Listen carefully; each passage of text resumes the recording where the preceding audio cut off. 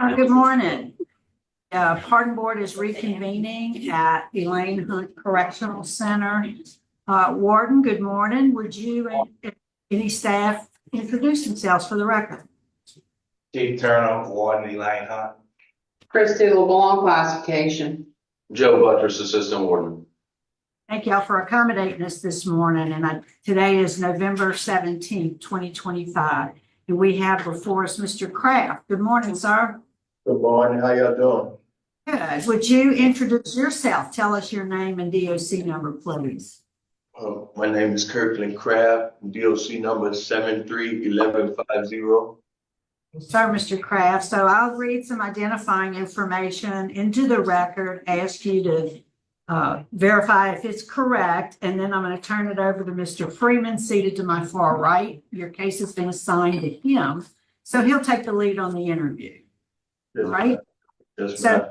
Mr. Kraft, you are here seeking a commutation of your sentence. You were sentenced in the 16th Judicial District, St. Mary Parish. You received a 40-year sentence for manslaughter, and you received a 10-year sentence for obstruction of justice. And those sentences are running consecutively. Is that information correct, sir? Yes, ma'am. All right, Mr. Freeman. Okay, Mr. Kraft, good morning. Good morning.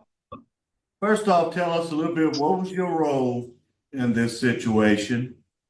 And what have you done while you've been there to better yourself and prepare you for the outside work? My role in the situation was basically,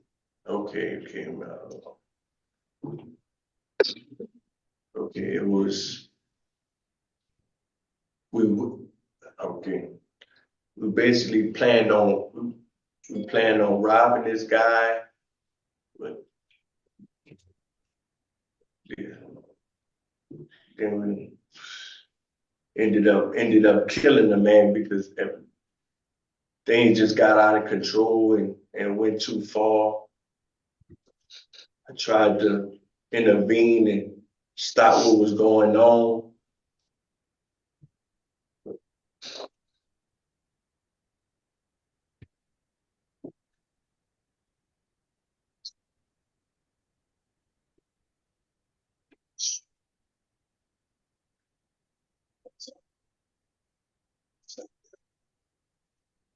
Yeah. Yes, sir. And so I'm gonna ask you more specific questions in a little while. We'll get more into it. I got some stuff written down. And tell me this, what kind of classes and what kind of stuff have you done to prepare yourself for release? Why do you think we should consider cutting your sentence today? I've been a mentor in the veterans program for about a year now. I've taken Cage of Rage, Living in Balance, part 1 and 2. I've also been facilitating a class called Celebrate Recovery, which is a substance abuse course, and I also obtained me a trade. I'm a level 1 heavy equipment operator. So, Okay. I just changed my life completely. Okay. All right. Well, let's hear from the people that are opposed to your release. And first, let me find out. Ms. Crystal Harris is on Zoom. Do you wish to speak, ma'am? They said you were unsure earlier. Ms. Crystal Harris. Yes, I would like to speak. Okay, Ms. Harris, tell us what you want us to know. You are the mother. Please forgive me. I'm doing my breathing technique. I'm so sorry. I do want to speak.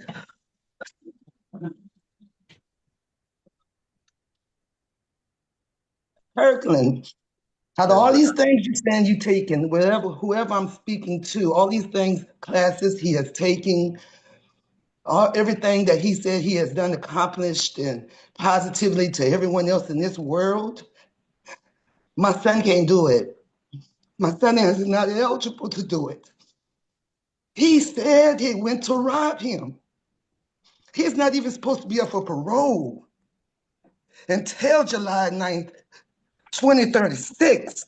I'm not even understanding this right now between him or Keisha. But I'm going to fight y'all, my baby, to the end of me. You hurt my son.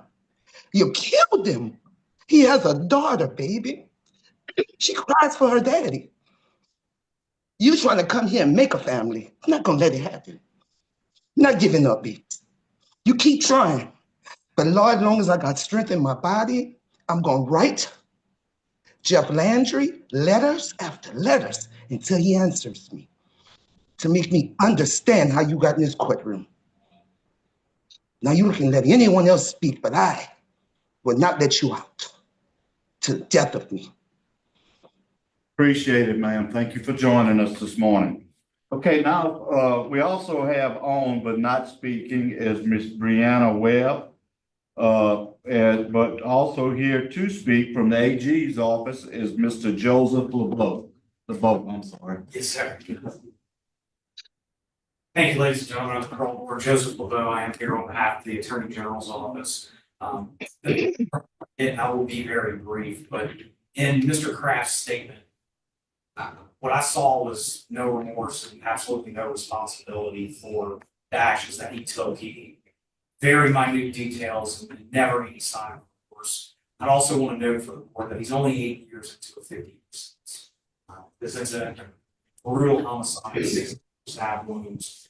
I think the more appropriate remedy would be for the board to allow that parole eligibility. I think it's 2036, and to consider it at that time much more appropriate as opposed to 8 years into a 50-year sentence. I had clemency. So the AG's office is opposed. I know the victim's mother is also on Zoom. She's opposed. To thank everybody for their time, their consideration, and noting our opposition to the clemency. Thank you. Mr. Steve, may I speak? Who is this? This is Brianna. I decided to speak. May I speak? Yes, ma'am, you can speak. You would be the third speaker. Go ahead, ma'am. Yes, sir. I would just like to say, I don't think it's okay for him to get out. I just had to deal with my teenage niece asking me why she can't go with her daddy. She been crying all week because it just like his anniversary was just last month at the end of the month. And now it's holiday time, sir. It's kind of hard for y'all to keep asking us this and opening up all wounds so people could get out early, but they didn't care about when they plotted to rob him. Like, that is a crime. I don't know if it's okay. We're not painting a picture for the youth to, you do a crime, you go do a little bit of time and you can get out. I don't think that's okay to paint a picture to the youth like that. The youth need to know you do something, you would do the consequences for whatever you do. The youth need to know that. We cannot paint a picture. The youth is already bad. Kirkland is not helping the youth by getting early parole. It's not fair to our family. It's not fair to his daughter. It's not fair to none of us that he gets to sit in front of us and my brother is laying 6 feet under with maggots eating off of him. It's not fair. So I don't think that he should get early parole if it's anything I have to say about it. I think he should just stay there and do his time like he did the crime. You planned that, so plan to do your time. My niece can't be a daddy's daughter. She'll never get to walk down the aisle with her father. She'll never get that. She can't go to daddy-daughter dances. She got nobody at her game sometimes because her mom got to work twice as hard because she's a single mom. And she don't have nobody at her game to support her. We're all trying to work to make sure she's good. Sometimes she don't have a father to go celebrate her at her tournaments. She'll never have nobody. She don't get to be a daddy's girl. She got to watch all the other little girls go to daddy-daughter dances while she sit on the sideline because she don't have a dad. Who she's going to dance with? She don't have nobody. She don't have a father. Like, that's not fair to her. She's a teenage girl. Imagine a teenage girl with no dad. That is something nobody have to deal with, shouldn't have to deal with. I don't think it's fair.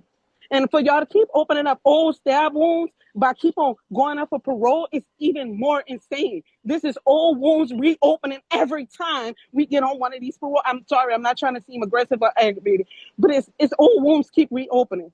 It's old wounds.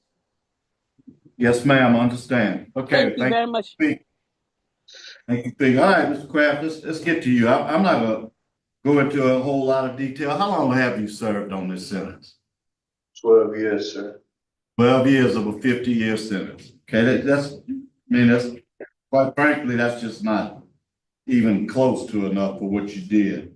And I will say this, I think you need to take some victim classes.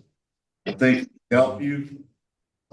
You didn't speak much about the crime, but you were involved in, matter of fact, that when you were arrested, you said you stabbed him 10 times. So, regardless of how much involvement was, y'all lured in the man there and he was killed. But okay, I'm not gonna ask any more questions. My panel has questions on it. Any questions? I don't have any. Warden Turner, is there anything? I'm sorry, you can, Warden. add Oh, for yes, us? ma'am, that's okay. How you guys doing? Good. We can only speak on the inmate as far as what we know of him here at the prison, all right? My sympathies go, to the families and all. All right, but as far as, Mr. Kraft here, we got him back in June of 2024. He is a mentor here, has been doing an outstanding job since he's been here. He's remained right up free, and he's programmed well. I see, looking over his records, we need to get him in some victims impact classes. He has completed his GED, but I think a victims impact class will be very beneficial to him. So that's what we're going to do here. Okay, thank you, Warden. I appreciate it. Sorry I missed you. That's okay. So, Mr. Kraft, I'll just say this. In addition to the Attorney General being opposed, the District Attorney's Office is also opposed. I do want to commend you. I see where you've taken a lot of classes. You've earned 615 days according to the record of good time credit. So you've taken advantage of program opportunities. And the warden has mentioned your work as a mentor. And thank you for that. That's important work. Any other questions? I don't see any other questions, Mr. Kraft, so I think we are ready to vote. Mr. Freeman will be voting first. Okay, Mr. Kraft, I think you know my vote, but it's just a simple reason. You have not served enough time for this charge. Or as Ms. Renata stated, I was going to mention you have no DB history. You're doing well, and I hope you keep it up. But today, I'm sorry, my vote is going to have to be to deny. Mr. Tilley. Victim in law. I concur with Mr. Freeman. Mrs. Stapleton. I concur with Mr. Freeman. And Mr. Prater. I concur with Mr. Freeman. So, Mr. Kraft, your request for clemency has been denied this morning. Good luck to you, sir. Keep working. Warden, that concludes our business at front. We're going to sign off. Thank you.